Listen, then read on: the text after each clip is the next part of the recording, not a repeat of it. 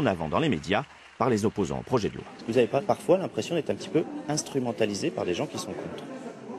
Je ne suis pas instrumentalisé par un mouvement que j'ai monté. La Manif pour tous, je l'ai monté avec Brigitte Bardot et Laurence Schenck. Donc non, je ne m'instrumentalise pas moi-même.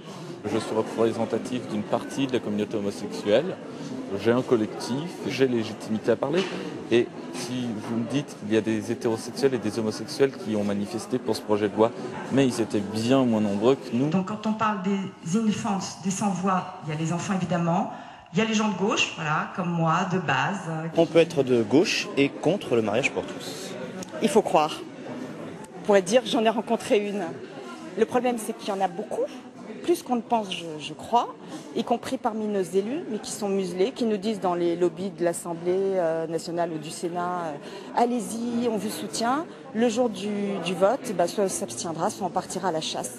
Parce qu'il y a discipline de vote, discipline de groupe, consigne de vote. Et ça, c'est le degré de zéro de la politique.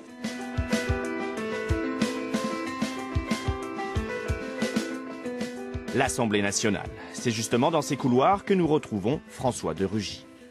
Ce député écologiste votera en faveur du projet de loi dans les prochains jours, ce qui semble déstabiliser une partie de son électorat, comme en témoignent les centaines de mails et de courriers qu'il reçoit chaque jour sur le sujet. Un extrait, si je puis dire. Parce qu'on en a reçu combien en tout? On considère qu'on en a reçu, même par mail déjà Mail, on a à peu près 600 ou 700. J'ai eu un message de quelqu'un qui m'a dit là je suis pas d'accord du tout là-dessus, c'est très grave, d'ailleurs si vous votez ça, sans doute que je revoterai jamais pour vous, mais j'avais voté pour vous et je suis d'accord avec vous sur la plupart des sujets. Quelqu'un qui m'a souligné ça en bas d'un courrier, je suis d'accord avec vous sur la plupart des sujets.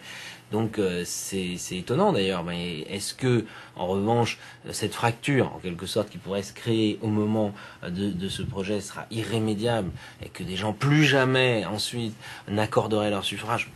Je n'en sais rien. On disait ça à une époque sur l'avortement. On disait qu'il y avait des gens de droite qui jamais ne pardonneraient à Simone Veil ou même à Valéry Giscard d'Estaing ou même à Jacques Chirac, etc. Les sujets qui touchent à une forme d'intimité, forcément, les gens vont avoir des perceptions différentes qui ne renvoient pas forcément à leurs engagements politiques, en tout cas pas à 100%.